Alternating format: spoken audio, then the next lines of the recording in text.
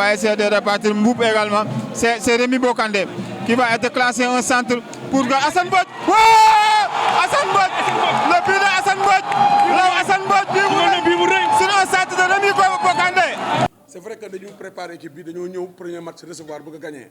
waaye nag bu ñu xoolee physionomie match bi gagné wuñu mais tamit amuñu lu ñu metti parce que nag nit nag da ngay am ngëm-ngëm si suñu borom te ngay di bàyyi xam ne yàlla mooy dogal parce que équipe bi préparé nañ ko ni ñu ko war a préparé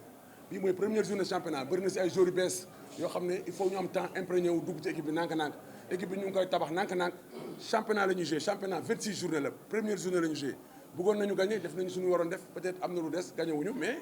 dañuy rester serein rester calme xam ne football moo demee noonu après ñu évaluer tout doucement ñu préparer les prochains matchs et puis gosses yi ku si nekk aussi boo ñibbee sa kër nga auto évaluer sa bopp comme ça on va revenir lundi plus fort et continuer encore faire la semaine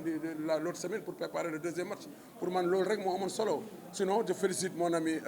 Mbaye Badji je pense que démérité wul parce que def na match bu baax il est venu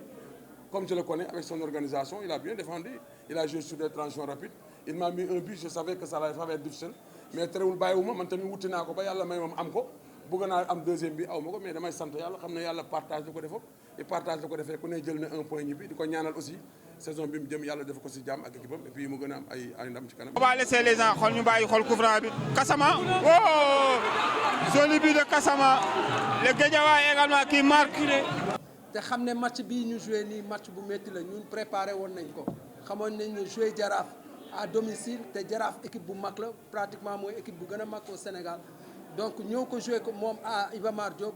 terrain bi peut-être du la permettre nga joué yow li nga bëgg a def mais da ngay mujjee reculer pour xaar ko pour jouer transition donc je pense que jouer ce match là avec le Jaraaf jël ci point bu mag la. en premier mi-temps bi ñu leen dugalee on a su ñu garder résultat bi ba dem à la mi-temps mais en deuxième mi-temps peut-être il y a un manque de concentration ci centre bi am. parce que sama défenseurs yi dañu xool ballon bi fàtte ne dafa am ku ñuy passe donc loolu moo indi deuxième